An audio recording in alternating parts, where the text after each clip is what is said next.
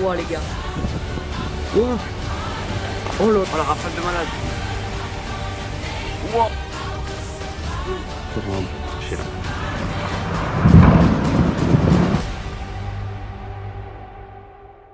Eh bien, bonjour à toutes et à tous, c'est Météo37, j'espère que vous allez bien en tout cas. Moi ça va super et aujourd'hui on se retrouve pour cette nouvelle vidéo, ce nouveau point météo. Nous allons voir ce qu'il va se passer ces prochains jours avec le retour d'un temps plus calme, plus sec et possiblement un retour de la chaleur dès la semaine prochaine.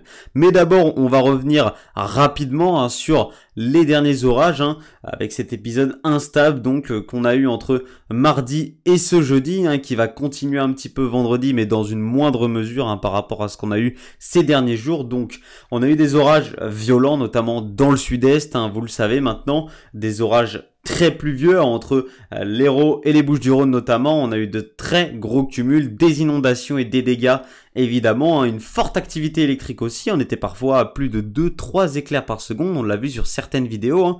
Donc vraiment une activité électrique intense sur le sud-est. On a eu également des orages très grêligènes entre le Lyonnais, Saint-Étienne et la vallée du Rhône. On a eu beaucoup de grêle sous ces orages, beaucoup de pluie aussi évidemment et de fortes rafales de vent. Et ce matin, on a eu un orage très violent en Corse avec une rafale à 225 km/h enregistrée à Marignana en Corse. C'est une rafale digne d'un ouragan de catégorie 4. C'est exceptionnel, c'est une très forte rafale. On a eu aussi 206 km/h à l'île Rousse, 197 à Calvi, des rafales monstrueuses qu'on a eu en Corse.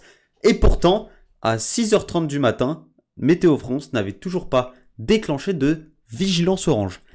Alors, il faut m'expliquer, je suis allé voir la carte ce matin de Météo France, 6h30, je me suis levé, je regarde la carte comme d'habitude. Elle était en vigilance orange, elle était en vigilance jaune la Corse, excusez-moi. Elle était en vigilance jaune, pas en vigilance orange, je ne sais pas ce que faisait Météo France. La Corse a finalement été un petit peu oubliée,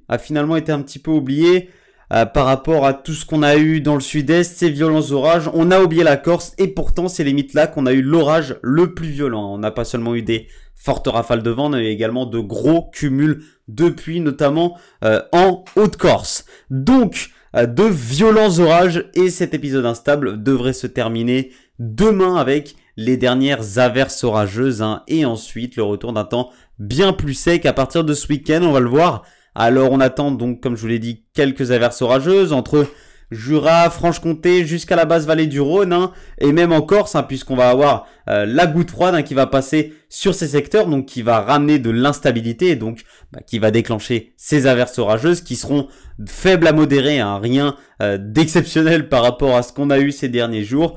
Mais à partir de ce week-end, eh bien on voit, regardez, dès vendredi, déjà on le voit, cette dorsale anticyclonique qui s'étend, donc qui commence à s'étendre jusqu'à notre pays et ce week-end, cette dorsale va complètement nous influencer, on le voit très bien.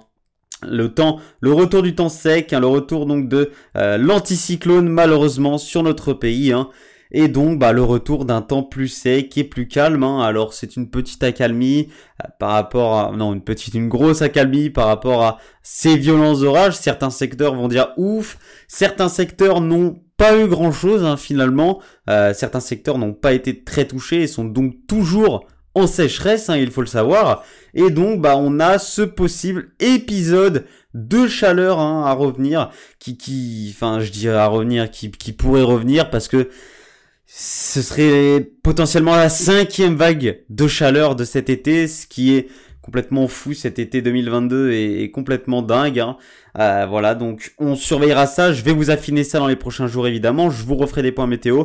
Mais en tout cas, beaucoup de modèles s'accordent pour une 5e vague de chaleur à partir de mardi, mercredi prochain. Donc, il va falloir surveiller la situation. Mais en tout cas, la chaleur devrait revenir et le temps sec et possiblement la sécheresse devrait revenir la semaine prochaine. Donc, j'affinerai ça évidemment. Je vous referai des points météo dans les prochains jours pour vous affiner tout ça. En tout cas, merci d'avoir suivi celui-là. On se retrouve très bientôt. C'était Météo 37. Bye tout le monde.